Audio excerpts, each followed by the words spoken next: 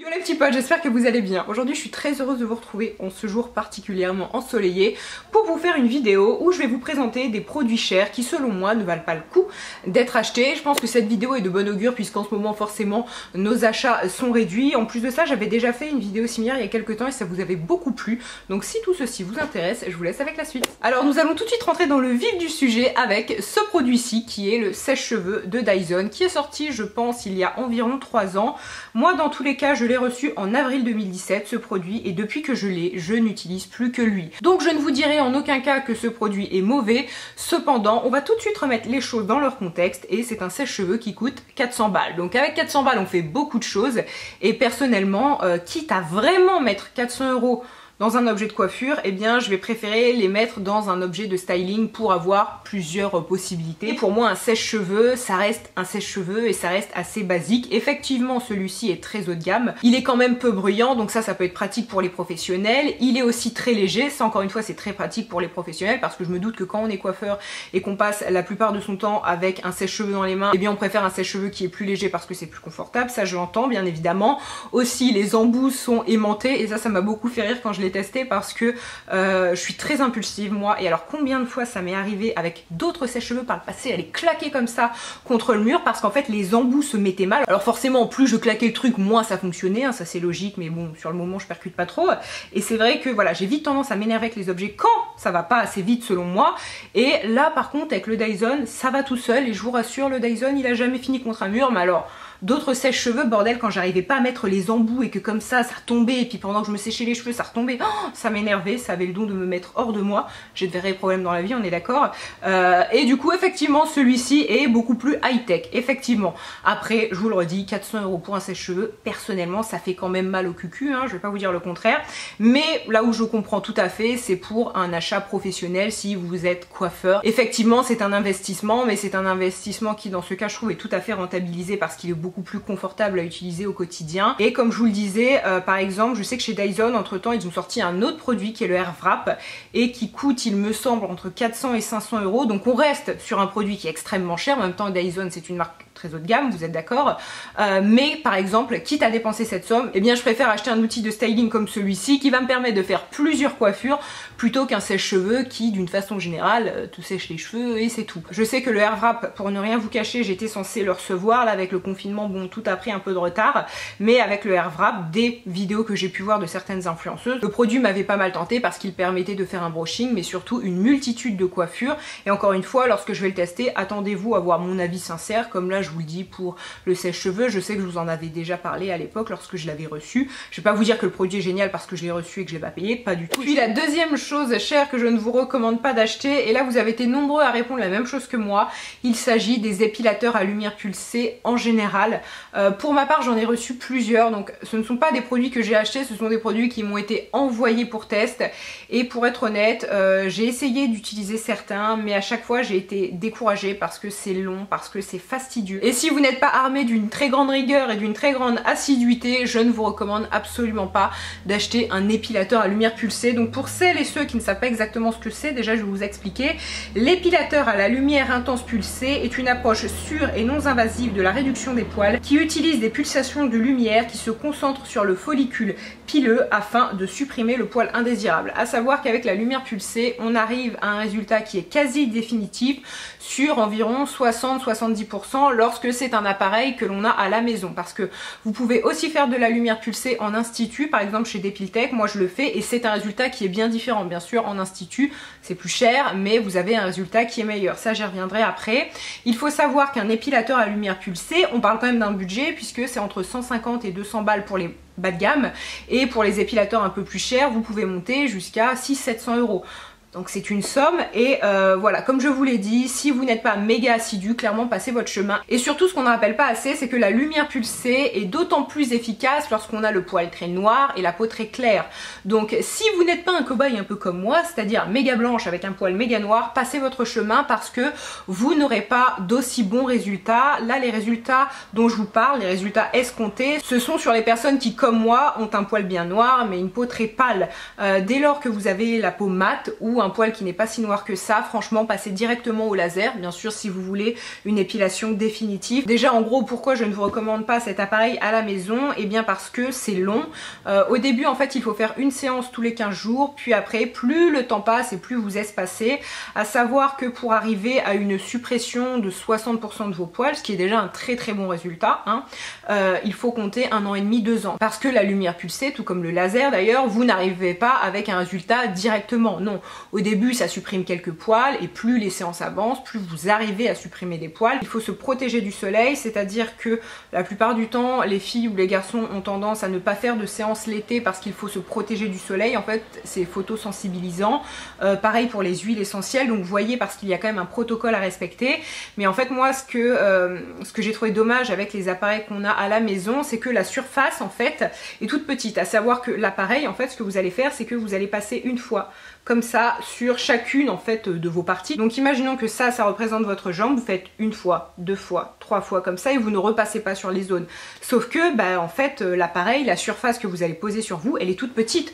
Donc clairement pour une grande surface qui est la jambe ou la demi-jambe, bah vous allez y passer quand même un moment. Ensuite je vais vous recommander le laser. Donc en fait le laser et la lumière pulsée, dans les deux cas vous arrivez à un résultat qui est quasi définitif, à savoir qu'en fait les poils, et ce qu'on oublie d'ailleurs très souvent de dire, c'est que les poils c'est soumis aux changements hormonaux. Donc lorsque vous tombez enceinte, lorsque vous avez un dérèglement hormonal, à ce moment là des poils peuvent repousser. Aucune technique parmi la lumière pulsée ou le laser n'est 100% définitive. En fait vos poils peuvent repousser, et je sais que moi la lumière pulsée que je fais en institut, j'en suis ravie au plus haut point, parce qu'encore une fois je suis le cobaye idéal, je suis très blanche et j'ai le poil très foncé. Je sais que je vais chez Depiltech depuis maintenant 2 ans et j'ai quasiment plus de poils, ça n'a pas du tout repoussé. Et pour le maillot, mais ça fonctionne extrêmement bien. Lorsque vous faites le maillot et les autres zones, c'est quand même un petit peu douloureux, comme le laser, je vous dirais surtout le maillot, hein. En vrai le maillot ça fait super mal, mais après quand je vois le résultat, bah, je regrette pas du tout. C'est doux, c'est vraiment comme de la peau de bébé et je trouve que ça change carrément la vie. Après bien évidemment c'est une technique que je vous recommande si vous avez un budget, parce que oui ça coûte de l'argent, et les appareils à lumière pulsée qu'il y a en institut ne sont pas du tout les mêmes que ceux là dont je vous parle, qu'on peut avoir chez soi, parce qu'en institut bien évidemment ils sont beaucoup plus forts, donc beaucoup plus efficaces. Je suis absolument pas sponsor par Depiltech, hein, je vous le dis comme ça, c'est là-bas que je vais, mais voilà, je suis pas payée pour vous en parler. Puis autre chose de cher que je ne vous recommande pas forcément d'acheter, ou dans tous les cas si comme moi vous continuez d'acheter parce que vous êtes un peu con, au moins achetez tout le temps en méga soldé. Il s'agit des affaires Maje, plus précisément des robes Maje. Pour ceux qui me suivent depuis un moment, vous savez que j'ai énormément de robes Maje. D'ailleurs, celle que je porte actuellement, c'est une robe Maje. Force est de constater que la qualité, désolée, je vais être crue, mais c'est de la merde. C'est de la merde parce que combien de robes Maje j'ai acheté et au bout de quelques lavages, oh bah les coutures elles pètent, oh bah c'est dommage pour une robe à 350 balles bordel. Vraiment, c'est un point qui m'excède. Pourtant, comme je vous l'ai dit, hein, je suis complètement con et je continue d'acheter des robes chez eux. Pourquoi? Parce que j'aime énormément la coupe en général, et puis je trouve les modèles très jolis. Esthétiquement j'aime, mais au niveau de la qualité c'est du Zara. Donc qualité Zara avec des prix qui sont 3-4 fois plus chers. Je vais vous montrer une robe en particulier que j'ai achetée il y a pas très longtemps. Je l'ai achetée il y a environ 1 mois et je l'ai lavée une seule fois, une seule foutue fois, et en fait ben, les coutures à l'intérieur ont pété et je me suis dit non mais c'est pas possible. Alors celle-ci je l'avais eu bien soldée, je crois que je l'ai payée, c'est quand même une somme, hein. Je l'avais payée 115 ou 130 balles, je sais plus, au lieu de 300. Donc vraiment si vous achetez du Maje, mais alors jamais, jamais, jamais, jamais en plein tarif, jamais. Sur le site de Maje, ils ont toujours une catégorie dernière chance, donc achetez toujours vos modèles là-bas. La plupart du temps, en plus de temps en temps, ils vous balancent un moins 20%, donc c'est d'autant plus intéressant. Mais vraiment en plein tarif, c'est très dommage. Et en plus, parfois, on voit des modèles à 350 balles, et quand on regarde le tissu, ben, c'est du polyester. Ah ben on applaudit bien fort. Enfin, je veux bien payer 350 balles pour une robe si c'est un tissu noble. Mais enfin là c'est du plastique quoi en gros. J'ironise mais vous voyez bien le délire. Donc franchement pour les robes Maje, je sais que j'en parle beaucoup, enfin j'en parle beaucoup, non j'en parle assez peu. Cependant sur Instagram si vous regardez toutes mes robes quasiment c'est des Maje.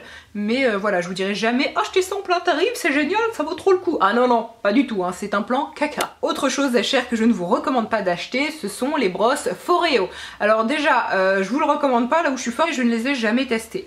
Donc je ne peux pas vous dire oh c'est de la merde. Non, je ne dirais pas oh c'est de la merde, mais ce que je vous dirais c'est que je sais qu'ils font énormément de partenariats. Moi-même en fait ils m'ont contacté à 2 ou 3 reprises, c'était vers 2017-2018, donc c'est il y a un moment, et je me souviens qu'ils m'avaient contacté une fois, je n'ai pas répondu parce que je me suis dit quoi ce truc, et puis voilà, l'email était un peu passé à la trappe, alors que tout de suite ils m'annonçaient qu'ils allaient me payer et tout, ils disaient pas la somme mais ils m'annonçaient ça, et en fait une seconde fois, quelques mois plus tard, j'ai accepté leur proposition, enfin accepté, j'ai répondu à leur email, en général c'est comme ça qu'on fonctionne, vous recevez le produit, vous voyez si ça vous plaît, si ça vous plaît, ben, on discute d'un budget pour savoir combien la marque peut mettre pour cette campagne avec vous. Je pense que vous voyez un peu ce que je veux dire, enfin cette opération. Bref, on va pas jouer sur les termes. Et là, on m'a proposé une somme qui me paraissait bon, plutôt correcte. Et puis encore une fois, l'email est passé à la trappe et j'ai arrêté de répondre. Bon, ils sont revenus vers moi une troisième fois. À chaque fois, c'était une personne différente. Et en fait, là, la personne me proposait une somme qui était complètement différente et pas parce que entre temps, je faisais moins de vues ou je sais pas quoi. Non, non, la somme n'avait vraiment rien à voir. Et là, je leur ai dit, bah attendez, vous m'avez déjà écrit quelques mois auparavant, donc en plus c'était peut-être 3-4 mois avant, c'était pas, il n'y avait pas une grande différence. Et je leur ai dit, mais regardez, la somme n'a plus rien à voir. Et en fait, on se dit, ah oui, bah en fait non, on va encore vous proposer moins. Et là, j'ai dit, mais c'est quoi ces pignoufs? Enfin, on travaille pas comme ça en fait, pas du tout. Et après, j'ai pas arrêté de voir des campagnes sur d'autres chaînes, donc je critique pas du tout les filles ou les garçons qui ont parlé de cette marque, hein, Foreo. Vraiment pas, parce que j'ai pas testé les produits, donc je vais vous dire c'est de la merde. Mais clairement, quand parfois je vois des trucs, enfin des brosses nettoyantes qui coûtent aussi cher, ou je sais qu'ils font aussi des espèces de gadgets entre guillemets pour rendre votre masque plus performant. Par exemple, si vous tenez à tout prix à avoir une brosse nettoyante, je sais que Nivea en avait sorti une il y a quelques années, elle coûtait aux alentours des 60-70 € et là je trouvais ça acceptable parce que moi-même je l'ai eu, je l'ai utilisé pendant 2 ans de façon très assidue, mais après dès lors que la brosse coûte plus de 100 balles, sauf si vraiment vous avez une peau avec une problématique très particulière et que vous devez à tout prix avoir une brosse, mais là encore c'est des cas quand même assez rares. Les brosses nettoyantes, pourquoi pas en acheter une, mais clairement Foreo je les trouve beaucoup trop chères. Mais encore une fois, si vous avez une peau qui est plutôt clean de base, utilisez vos petits doigts pour laver votre visage, ça suffira tout à fait. Les brosses Foreo, pourquoi je vous en ai parlé en fait? Parce que je n'ai pas testé le produit, c'est parce que vous avez été quelques-uns à me dire que c'est un achat que vous regrettiez, donc je pense que vous l'avez acheté parce que vous l'avez vu sur certaines chaînes ou sur certains Instagram. Un autre produit qui est cher et que je ne vous recommande pas, donc là on arrive sur quelque chose de plus gentillet, ce sont les vernis Chanel. Je vous en ai déjà parlé, je pense à plusieurs reprises parce que je les trouve pas très bien les vernis Chanel. Alors j'ai reçu quelques couleurs il y a quelques mois que j'ai beaucoup aimé parce que ce sont des couleurs foncées, ce sont des noirs, des bleus marines et je trouve ça super joli moi.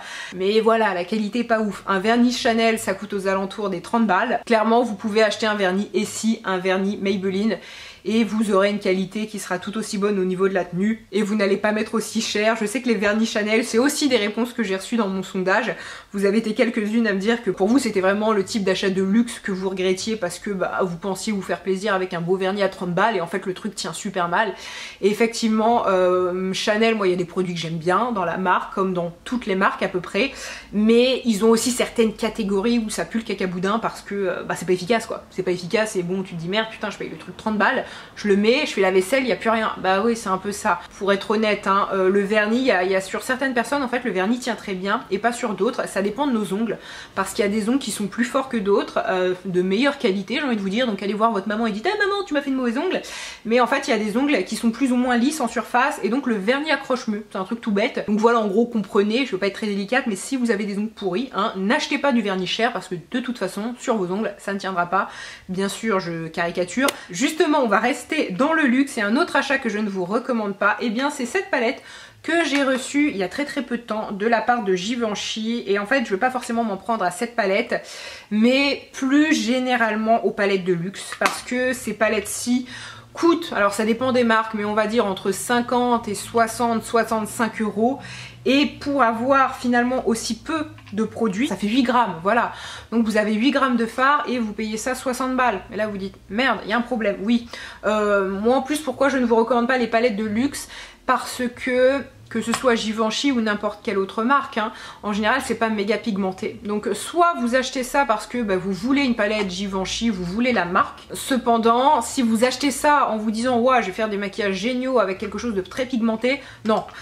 surtout que c'est un parti pris. Une fois j'en avais parlé en fait avec un maquilleur pro d'une marque de luxe et il disait que le fait que les fards de ces marques en fait soient assez peu pigmentés, il disait que c'était un parti pris parce qu'en général les clientes de ces marques là n'étaient pas des personnes qui se maquillaient beaucoup, qui achetaient le maquillage vraiment pour la pigmentation et tout, donc pour éviter qu'elles se loupent, c'était des fards qui étaient assez peu pigmentés et en fait c'était juste pour que les fards soient en adéquation avec la clientèle. Donc, tout ça pour dire, moi ce type de palette c'est pas un achat que je vous recommande. Si vous avez 60 € à mettre dans du maquillage par exemple, vous pouvez faire plein d'autres choses avec 60 €. Et finalement la dernière chose dont je vais vous parler dans cette vidéo, eh bien ce sont les masques Glam Glow et plus généralement cette marque, puisque selon moi c'est quand même une marque assez chère et je la trouve pas très performante. Alors effectivement ce sont des produits qui sont très visuels, je les trouve très beaux, très esthétiques, mais leur masque à paillettes concrètement, bah au niveau efficacité, bof quoi. Je sais que j'en ai reçu beaucoup de leur part, je les ai tous testés, je les ai plus actuellement parce que soit je les ai finis, soit je les ai donnés à des amis, mais j'ai jamais été subjuguée par leur qualité ni par l'effet qu'ils ont procuré à ma peau. Maintenant sur ces très bonnes paroles, ma vidéo est finie, j'espère très sincèrement qu'elle vous a plu. N'hésitez pas à me dire vous dans les commentaires les produits chers que vous avez testés et qui vous ont déçu, ceux que vous ne recommandez pas. Moi sur ces bonnes paroles je vous embrasse et je vous dis à très bientôt, bye.